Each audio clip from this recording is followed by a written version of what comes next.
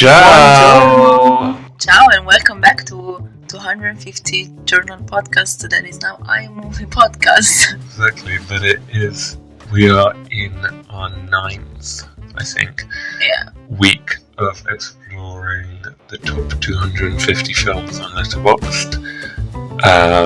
Each week we will go through a different film, watch it / rewatch it, and provide our wonderful viewers and listeners with a summary or like a fresh impressions, I would say. The impressions that we had of the film, Yes. I'd say. Sometimes with anecdotes and sometimes with less. And always with on YouTube clips from the film, and on Spotify there'll also be some audio clips, so it will provide more of an immersive experience, hopefully, for both viewers and for listeners. And the film of today is going to be Banshun, aka Late Spring, by Ozu, for full name Yasujirō Ozu, made in 1949. So in the full period of US occupation, and therefore different types of censorships, which is very interesting. And the film of today is also the 110th on the top 250 Letterboxd films. I think it's Ozu's either first or second highest rated film on Letterboxd, and probably, I'd say, his second most famous film, if we assume that Tokyo Story is his most famous film. Yeah, but it came out quite a few years later, so... It's interesting to give some context and background in this film that Ozu, the filmmaker, started much earlier in the 1930s, and that Late Spring, ironically, actually is the start of the last chapter of his filmmaking career, and it's perhaps that last chapter that initially gained more international attention, and then people retroactively went back to look at his earlier work. But it was my first time seeing this film. For me too. And we watched it in the cinema room, so it was a very immersive experience, and we had the chance to see wonderful shots in high quality, very high quality, so that was very good, I think. I mean, I appreciate it very much. And also, this is part of the Japanese cinema course that I mentioned in the last episode that we are attending at the moment. So that gives us a bit of background that we're going to share with you. And I don't know, do we want to start with the plot?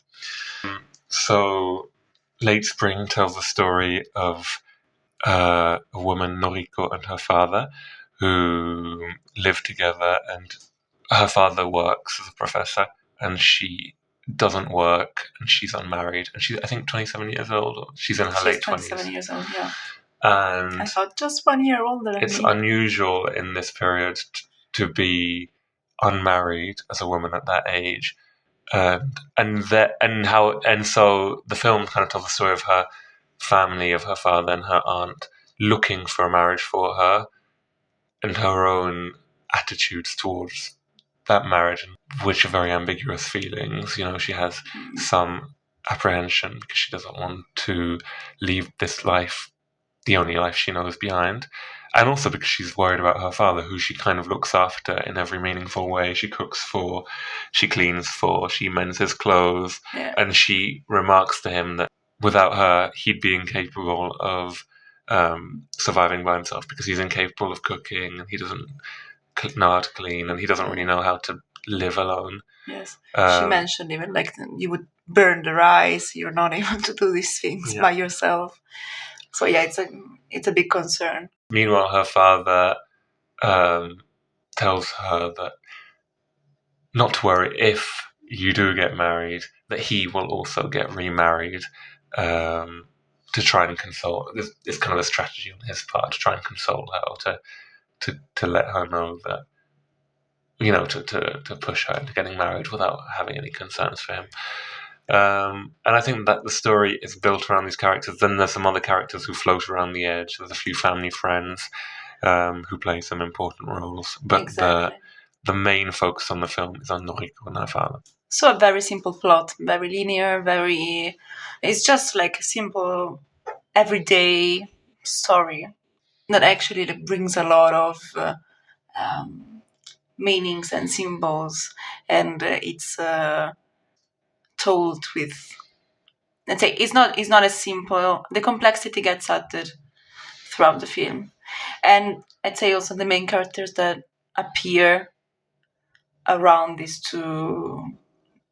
nucleo are the aunt Masa, who is of course the sister of the dad, Aya, who is a friend / cousin of Noriko, and she's more or less her age, and she got married by her own choice, and she got divorced by her own choice.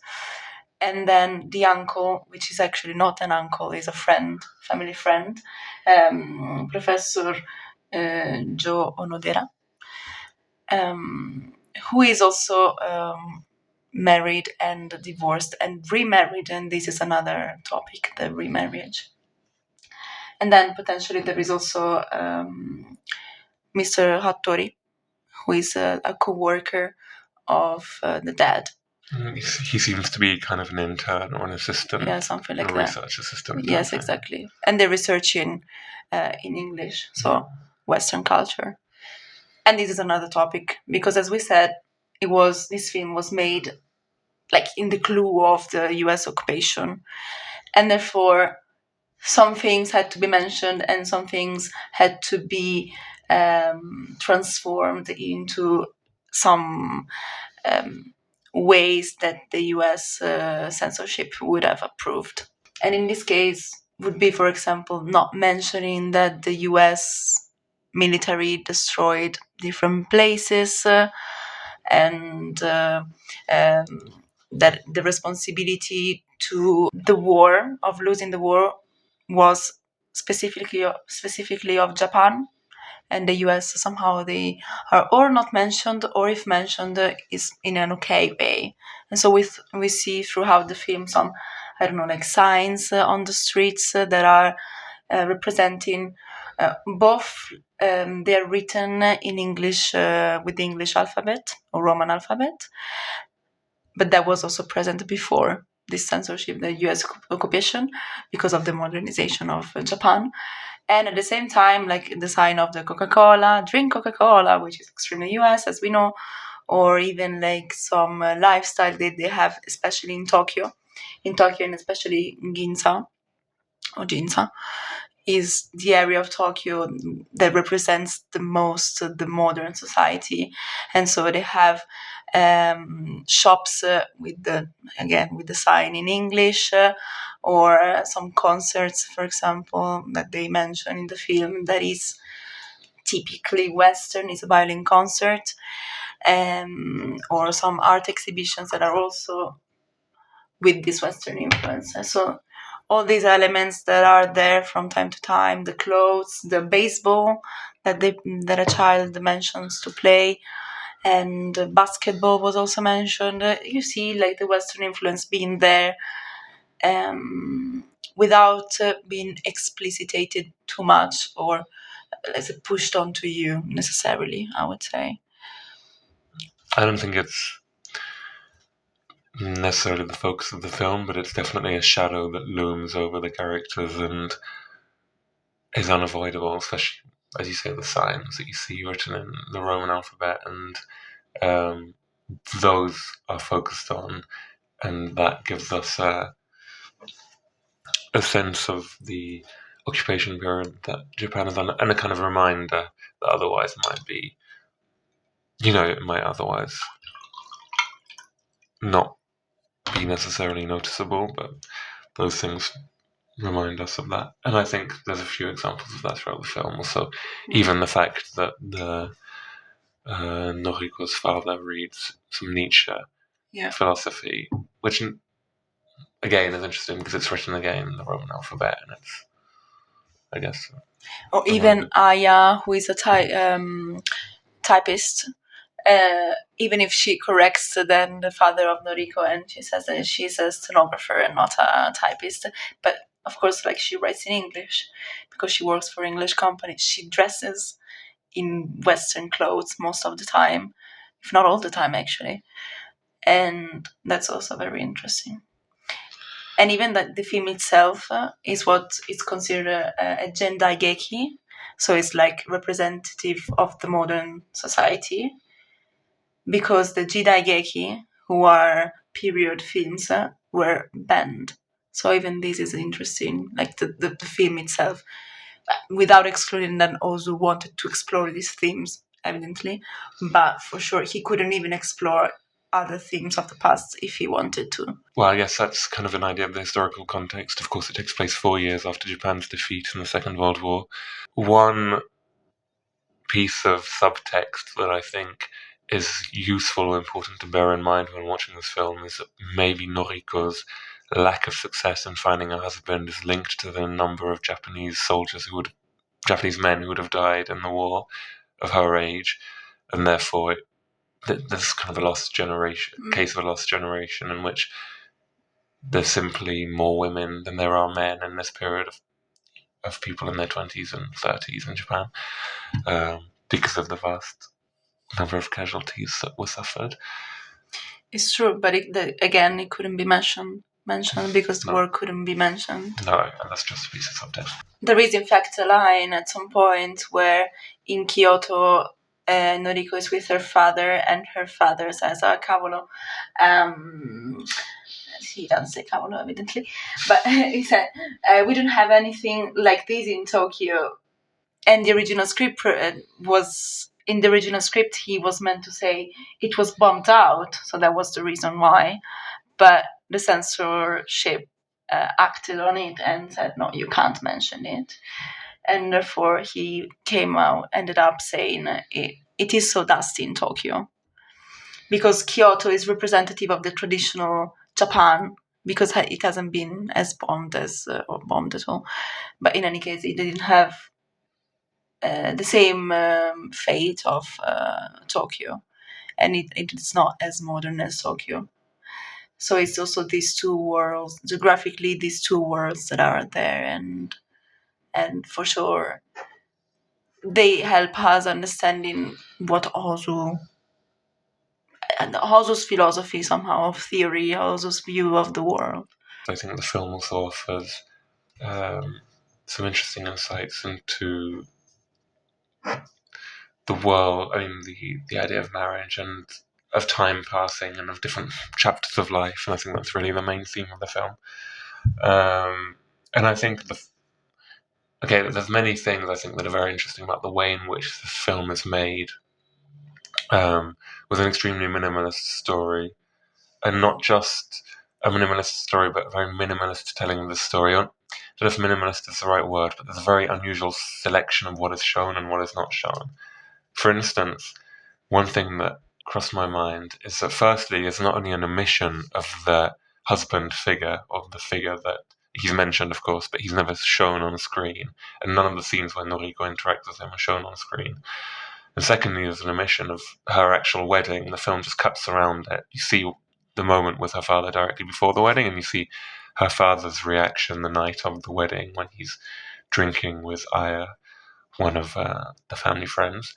But the wedding itself is not shown. So again, Ozu making some interesting choices, and what traditionally would be shown in this type of story would be considered important, aka the blossoming romance between characters that culminates in the wedding, is completely removed from the film, with the focus being explicitly on the relationship between Noriko and her father. Mm-hmm. And even the loneliness that you can feel, and the feelings in general, I would say, because that's something that in the film is very present. I didn't expect it at the beginning, but then the more the film was going on, the more feelings were expressed and emotions too, in their way. Because, for example, even the father, being a man and an old man, he didn't even know how to express his opinions in terms of feelings. He didn't know properly how to ask his daughter what she was going through.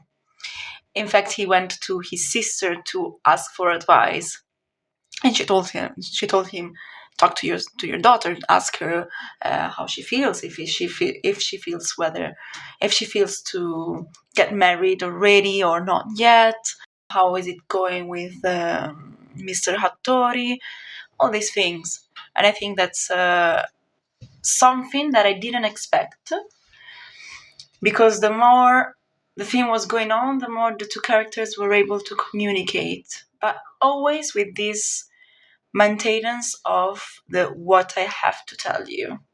So towards the end, when Noriko expresses her feelings towards the marriage, and therefore that she didn't feel like getting married for real because she was happy as she was. And again, even here, I think somehow is an element of tradition coming in the play. Like, she likes things how they were, but things have to change. But she's not ready for that. She doesn't want to leave her, even like her independence in a certain way. And she does it is like a jump in the void. She doesn't know what she will be doing. Just she knows that all the people around her, like close people around her, actually got married and lost the partner because of, or like they died, or they got divorced. So let's say that marriage wasn't even a beautiful example in her life. So why did she want to do that? She didn't want to. Yeah, although I'm not sure that it's purely playing on that idea, because I'm not sure Noriko is explicitly against marriage as much as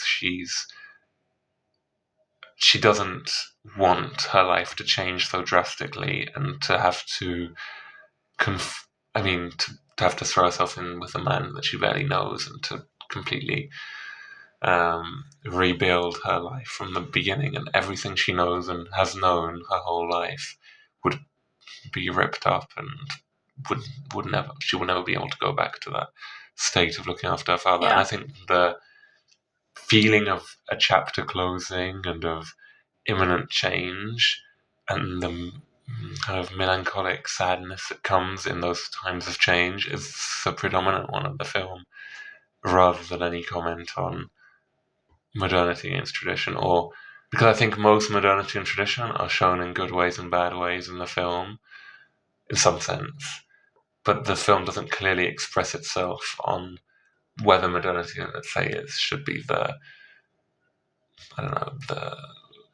whether marriages should be modernized in some sense. I mean, I think the film is more about the feeling of Noriko and of her father than about the idea of marriage. Yeah, but I think the two things can't be separated too much. I think that for sure the core is more like how they feel. And even like it's not marriage is somehow a tool to express the relationship and the loneliness that they can feel on one side. On the other side, I think Ozu wants to comment on marriage a lot, even to show like different aspects of it, without necessarily judging it. But I think again, like he wants to make live together the traditional Japanese marriage ideas and even practices, because in Noriko is wearing a traditional dress at the wedding, together with some modern ideas. So, okay, the divorce and the possibility of remarrying, that is not shown as something terrible, because Noriko at the beginning didn't like it at all. And then the idea of getting married again, she was considering it impure. And this was referenced to her uncle, friend of the father. But then when, for example, she met the new wife of this man, she was like, actually, I was very mean. It was a bit evil from my side to say these things. I actually very much like her, and I think they are very good together. And so somehow she was retreating what she thought in the past. So I don't know. It's a mix of things and of elements that for sure are not the core, but add a lot to the film. As we said, like, it's simple, but it has its complexities. Well, there's an interesting focus in the film that most of the film takes takes place with these characters. And in fact, even the way the film is shot, I think, is moving towards... It's a style that reminds me, of course, of Tokyo Story, because I think it's, again, a similar...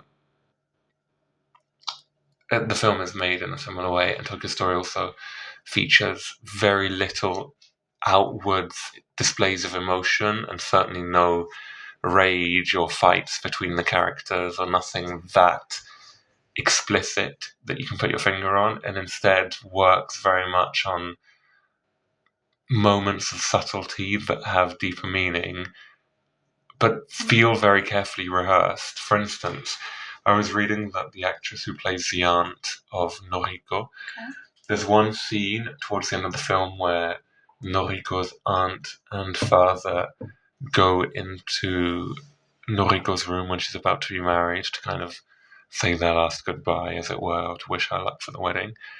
And when they all leave the room, Noriko's aunt kind of does this strange thing about, she kind of walks around in a circle, spins around in the room in a strange way. We can insert the clip here, but it is quite a strange physical gesture, and apparently this was very important to Ozu and rehearsed many times, and somehow represented her saying goodbye to this period of her life. She was kind of she's taking in this room that she might not see anymore by walking around it in this quick circle. And there's a number of themes in the film that really manage to express things about the feelings of the characters often without words, and definitely without showing without explicit passion or violent words. And I think one of the most striking examples is a scene where Noriko and her father are walking back from the No play. Exactly, which is a traditional play. Yeah, where in fact her father pretends to be interested in another woman. Yeah, to get married, remarried. To kind of push Noriko into getting married, or to make her accept the idea of being married. And on the way back, she says she can't walk with him anymore, and she just walks slightly ahead of him, but for a distance too far away that they can talk to each other. And I really like that scene. Not only is it wonderfully shot, but I think it's a really good example of the things that you can express with the medium of film without dialogue. Because it expresses all you need to know about the characters. You really feel the distance she has with her father and the anger and frustration she feels, and yet she can't bring herself to shout at him, or because of many different elements, probably. And that's really, I think, fantastically expressed and fantastically shot, and the scene expresses all those things to the audience without the need of any dialogue, and it's extremely effective.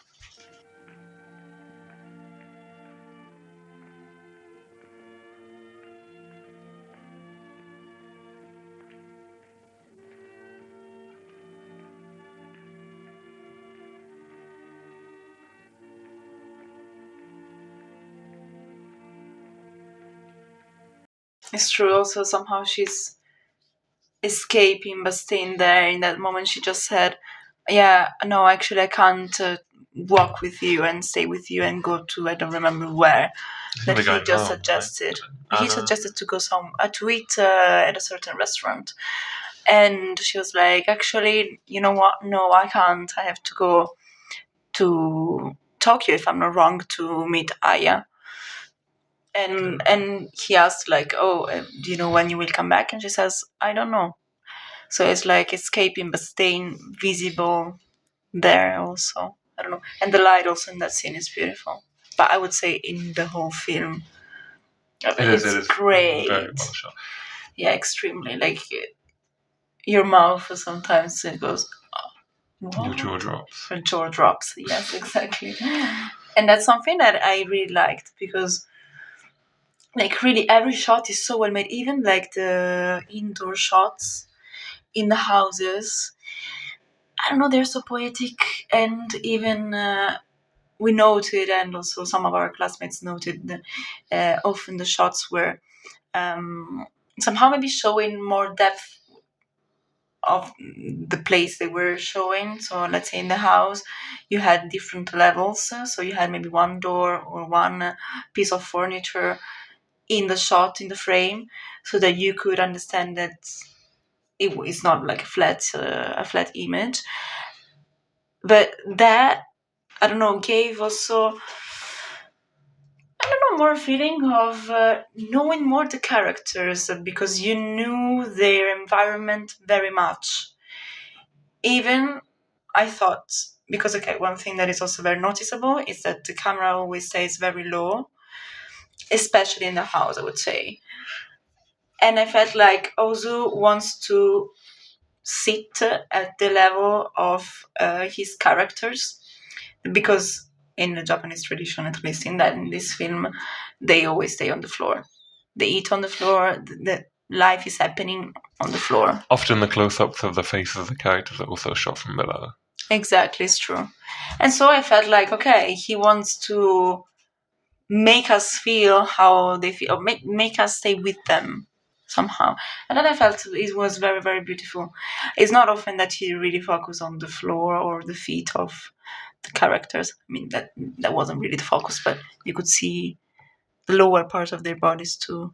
And that's Again, it's hard to kind of gauge the intentionality of a director who's operated in quite a distant time period, but maybe that was the thought process behind it. It's also interesting, again, the film starts with a scene of a train station that doesn't feature any of the main characters, and then cuts to different outdoor shots, which have no, again, they're what's called pillow shots or filler shots that don't have any explicit connection with the this story is the narration. at all. Yeah, exactly. They're not narrative, functional to the narrative of the film. And yet they feel somehow, I don't know, there's some thematic attachment, or they certainly don't feel out of place. No, exactly. Also because somehow we get introduced to this world and to their own world. Okay, also when we go like to the city, we have some shots of the city. We know what these characters are surrounded by. And so it's like somehow a full immersion in the scene and in the situation, which is, I think, very interesting and very also very needed if you want to understand them properly. And since you mentioned the beginning of the film, also it opens with a beautiful portray of the ritual of the tea, and there are only women in the traditional home in traditional dresses, clothes, drinking the tea together, and that's also very. I don't know. I felt like it was a very heartwarming opening scene. Somehow, I liked it, and we started with Noriko smiling all the time, because in the first half of the film she's always smiling, and then when there is the possibility of marriage for real, she starts stopping smiling, being angry, showing different emotions. And apparently I read that Ozu really wanted some expressions to be exactly what he had in mind, so he was really directing very specifically, like adding to what you said before. Also, I read that the dad's actor, so Chishu Ryu, he also he worked a lot with Ozu, and he said yes, one thing that is very typical of him is that he wants everything specifically precise as he wants it. So you have to work on that, and that I can see that because it's very detailed. As you said, like every expression makes an impact. Yeah, I think that was extremely rehearsed. And therefore, especially in a film where emotions are very sparse, it's very important that what emotion is shown in the way, I guess, in the way that the director envisions it. And for that, I guess you need actors who are already on board with the project. Yeah. Which clearly was the case. And in fact, they collaborated a few times. Yeah, I think the actress of Noriko has been in many. She's also in Tokyo Story, and she's also in. Yeah, with Kurosawa a lot. Yeah, she's also in. as is the actor of the dad. They're both in Tokyo Story. And she's also in Early Summer, in which she also plays a character called Noriko, but not the same character. An Early Summer, which is related, although not the same story, but it has also a seasonal name and covers many of the same themes. And the main character is called Noriko. I'm not sure she's the main character, but maybe she is, yeah. And in any case, one of the characters is called Noriko and is played also by Setsuko Hara, so the same character, the same actress of Noriko. So even if he's not direct, I would say that he wanted a certain continuity. And I was thinking about the ending of the film, which has been changed from the novel on which this film was based, because in fact it was based on a novel. And the change, I think, is subtle but important, in that at the end of the film, at the end of the story, Noriko's father, who has deceived his daughter by claiming that he will get married once again to try and, as we say, to alleviate the sadness that she feels about abandoning him. In the novel, at the end of the novel, after he's deceived her, he kind of convinces himself that actually he will get remarried, and that it wasn't a ruse, but more that actually it's best for himself to get remarried, and it's kind of an ironic ending in which he decides, in fact, that he needs someone else to support him.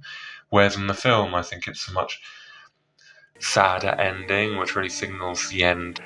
I mean, he does describe it. He's not that old. I think he's in his late 50s, but he describes it as the end of his life when he's talking to her beforehand, when they go on the day trip to Kyoto, in which he describes it as the end of his life and that she should move on. And I think the end of the film is very much leaning into that idea, specifically that last scene where he's cutting an apple by himself. The only probably thing he's able to do in the kitchen. Well, right, exactly. And it's I don't know, you really feel that that melancholic feeling. And the film doesn't lean into the idea that he will actually get remarried at all. It's very explicitly states that it was just something he said to make Noriko feel better. And that's interesting. Yeah, and you really feel his, again, like loneliness and a bit of the inner desperation, and he didn't allow to come out much before. But now that he's actually alone and he achieved his goal, which is Noriko getting married, he can allow himself to. I mean, he didn't want to, I think, but he couldn't resist exploding emotionally. And there is a moment in which he really stops cutting the apple and puts his hand on his head, and you can feel that he's desperate, not as happy as he could be. Even when he's talking with his friend in Kyoto, and and that's I think a scene that I didn't expect coming, because it's two men talking between each other very openly about their emotions, and the dad was saying, "I'm happy that she's getting married. I know I pushed into that. I know she didn't want to, but I wanted her. But at the same time, I feel like I've been deceived and I've been let down because she's not there to support me anymore." In fact, he said something like, "It's like a curse to have daughters. We should have had sons, so that would have been easier." But even if I to be honest, they would also get married and everything. But I can understand that you have a different relationship with your daughter, since she has to take care of you. Well, yeah, I mean, she goes from being his daughter that takes care of him to the wife of, I can't remember his name, Sasuke, the one who looks like Gary Cooper, who is mentioned but never shown. I don't remember his name. But she goes from being the daughter to the wife in that sense. And of course, there will be that hole left in the life of Shukishi, the father, after the disappearance of his daughter. And that's the hole that we enter at the end of the film. Throughout the film, we're more attached to Noriko as a character and her anxieties about marriage and her nostalgia and the fact she doesn't want her life to change. And at the end of the film, it kind of switches over because you don't even see her after she gets married, and her father becomes the main character, and it's his loneliness that until now has been underplayed because he is obviously just trying to push her into getting married, into what he thinks is best for her. His own loneliness suddenly becomes extremely apparent to the audience. And I think that's something you can really, that type of sacrifice that parents make for their children is something really universal and not culturally exclusive at all. I think many people can watch this film and in some regards associate it to their own parents or sacrifices made by their own parents, where own parents have kind of hidden their feelings in order to provide for their children somehow, or to do what they think is best for their children. And that idea, I think, is extremely sad and kind of leaves you feeling melancholic, despite not being like a tear-jerking film or a tragic film in that sense. I think those ideas extremely effectively shown. Yeah, it's true. In a very subtle way. Yes, they are very, very much. It makes you ask, at least it makes me ask, why don't you say that? I mean, with the eyes of today, of course. With my in knowledge. terms of the character of the father? Yes. Why do you have to I mean, I understand in the context. But I think isn't that just something we can...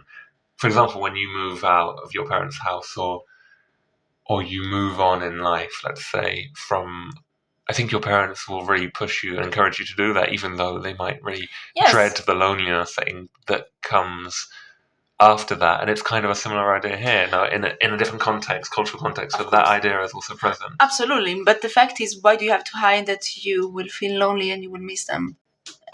Of course, you don't want them to pity you in that moment, I imagine.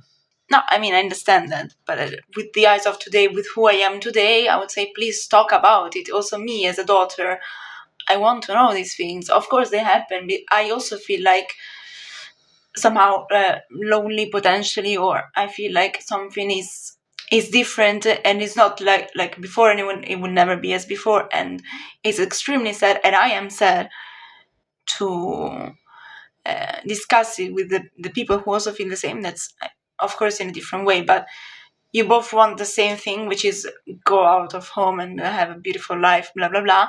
But the moment of detachment, that it can last even years in the end, because the thing of before will not exist anymore, is still extremely sad.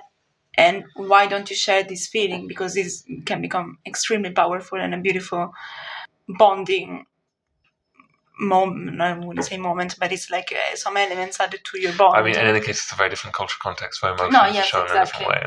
So, but absolutely, so I understand, and it's not I'm not saying that the behaviours of the characters are things that we can necessarily all associate to, but I think that some of the feelings on display, although in a different context, will also be familiar to many people.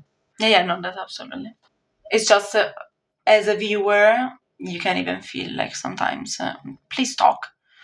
But I think they do talk. They do talk. And especially the last conversation they have on holiday where she expresses like how much she fears marriage in a sense, and he reassures her about it. Although I don't know how reassuring what he says really is, but he keeps saying you have to be a good wife. Yeah, and he says something else that's quite interesting. Something about marriage is like history, or something like that. I missed that, I think. That's interesting. Okay, we'll put the clip here and maybe show the conversation.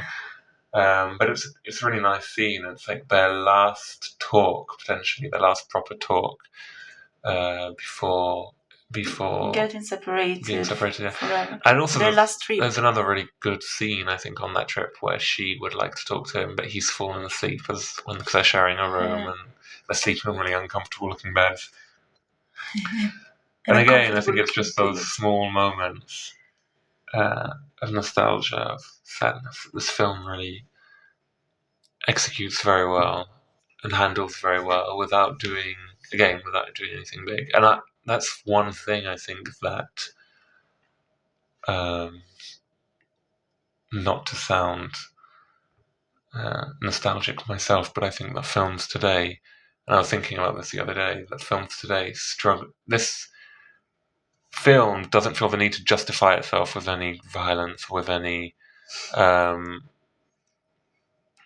anger, with any traditional crescendo or dramatic crescendo. Instead, it tells a very poignant story that isn't dramatic and a traditional way, I guess, or doesn't have the usual beats of a dramatic story.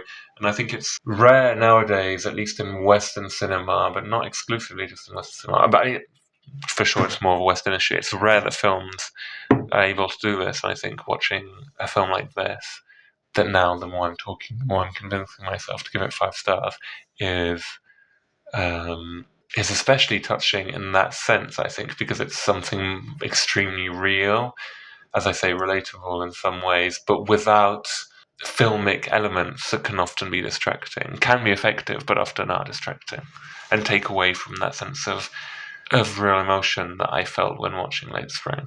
Yes, yes, I can understand what you mean. In this, I agree. I mean, I guess this is very simple. Also, in this sense, this film is it's what you see and what you feel. Yeah. What do you want? Now, I was going to compare it to The Banshees of Inisherin because it's a film that we watched a couple of weeks ago. Again, I think it's a film that maybe has some of the same objectives as Late Spring in the sense that it's trying to tell a real story about friendship and about things that we can all relate to and feelings. Yeah, of common people. Feel. Yeah, exactly. Yeah. And in some ways, it's a very well made film. I really enjoyed it, but it goes much further.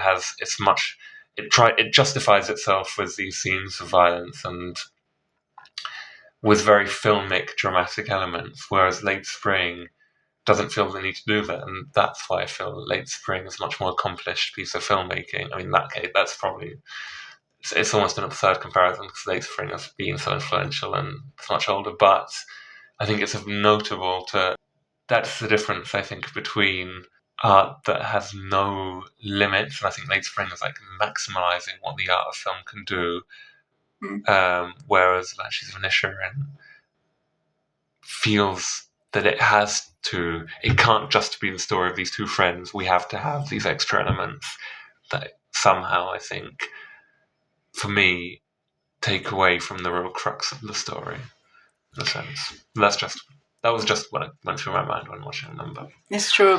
For me, I felt different because I felt like, I mean, maybe what the director wanted to represent is not necessarily only the friendship and the bond, but it's more like some absurdity and when you face some challenges and how, I don't know, it's like this simple but brought to the extreme because the gestures there are extreme, and so how your feelings and especially not being able to process some of your feelings can lead you to some desperate gestures. It's everything bigger than it's supposed to be. Like if in Late Spring things are very simple and very they're not like huge in a certain way. They are simple and small, if I can give this idea more or less. Yeah, it's hard to exactly put your finger on it. I know what you mean, to describe what you mean. I also had this struggle. Yeah, let's say the one is, I wouldn't say, I mean, the Banshees of Inisherin, like that I mispronounced, I'm sorry. That is extremely, like, I wouldn't say caricatural because it's really not, but to give you the a bit more the feeling of what I want to say is like. But some things are very well made in that film. Extremely, yes. No, I liked it very much. But it's true, like it's like brought to an extreme, so it's bigger. It's made to a more heroic and I don't know, like mythical, but in terms of like. I don't know, with these extreme gestures that, okay, why do we need them somehow? But because everything is on a bigger scale. Well, let's say that some of the gestures in the film, some moments in the film don't necessarily match the ideas behind Banshees of Inisherin of friendship and art conflicting somehow, and of banality and being a frustration in some way, and of aging, how scary that can be.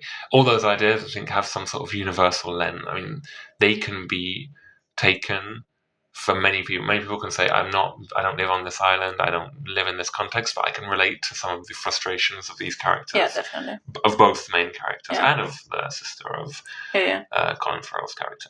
However, whereas in Late Spring, we can also relate to those characters, and Late Spring doesn't feel the need to push any further in the Banshees of Inisherin, it just feels the need to go a bit further to add in these more cinematic elements, which we don't even need to mention. If you've seen the film, you know what we're talking about, in order to justify itself. And whereas Late Spring can remain entirely on that level of storytelling that doesn't need to go any further. And I think that's just, I don't know if that's because of the context of the, probably for sure, the context of the films has some part to play in that, but it's very interesting because I think films like Late Spring are in short supply in some sense. Yeah, no, that's extremely true. It's like somehow you're able to talk about feelings without needing extreme gestures. I know that I've repeated this word combination of words 300,000 times, but that's how I feel like, yeah.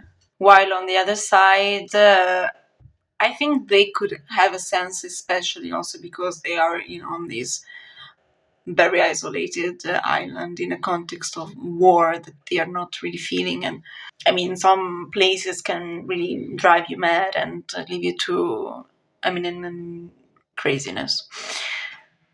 But that's not the case of Late Spring, as we mentioned a few times. But somehow that makes Late Spring even more touching, I think. Oh, yes. Because you feel the sadness.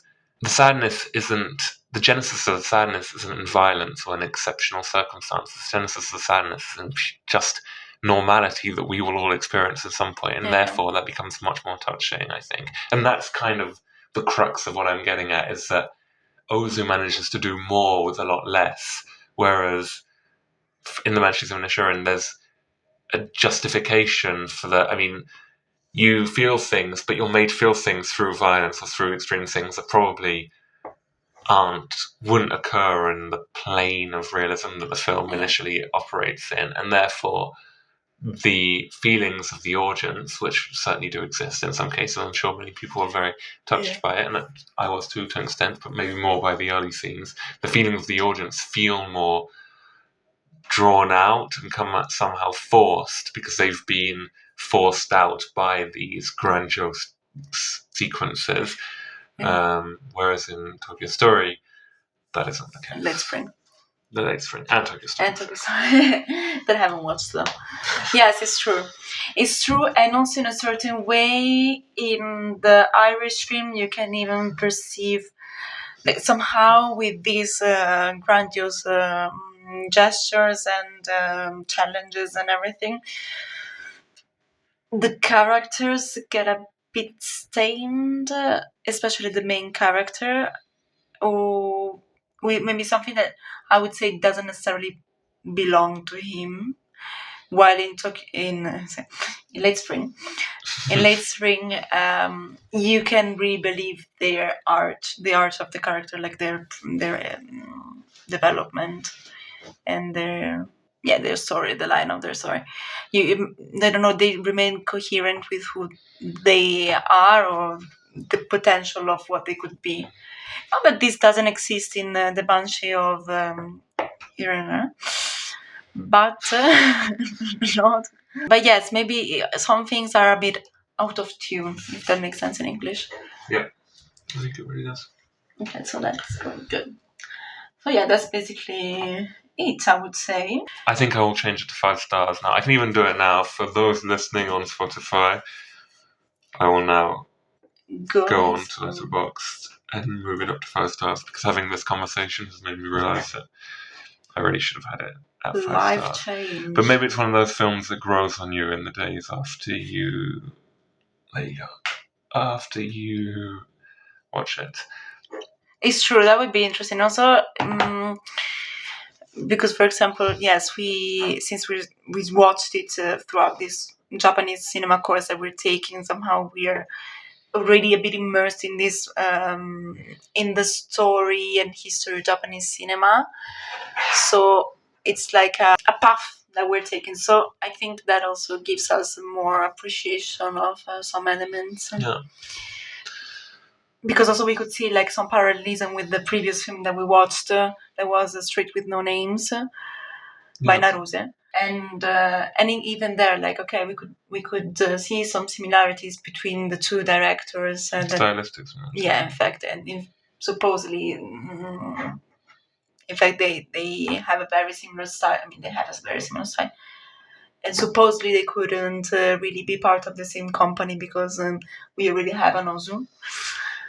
So it's interesting also to see this parallelism, how they even insert again like the modern life with the traditional life without, and that's an important thing that we mentioned even in Princess Mononoke actually, which is the directors never want to, I mean these directors at least, they never want to demonize one and completely praise the other. They're seeing modern and tradition, they are seeing the good and the bad of both, and especially they're taking them as they are. They exist. It's a struggle because the characters are struggling with a few elements and they are facing these changing times. But it's not a moralistic film. I think it's a more human story without needing to be a message film, and I think that's definitely the right choice when avoiding these types of themes. I agree. But yeah, no, but so what would you say about this film's placement in the top 250 of Letterboxd? Oh yeah, because it's 110th today, which is September 24th. I would say, to be honest, it makes sense. I would maybe even put it in the top 100. It's hard to say again, it's such a difficult thing to engage. As our professor said yesterday, we like him very much, and he said something like, when someone asks you what is your favorite film, it's such a hard question because there are so many different levels and standards and criteria that you would apply. So in some senses, this is among the best. Then there are other films that are also among the best, even yeah. It depends. Also depends, I feel, a bit like how much did it capture your heart, let's say. For me, at least. For me, it didn't fully do it at the moment. Maybe a rewatch is needed. Maybe we will rewatch it and we will let you know. But yes, I would put it in top 100. I don't know where exactly. I wouldn't mind if it was in the top 20 either, because I think it's very beautiful for some things. Very influential. Very influential. And like really, like, it is amazing how every shot is extremely beautiful.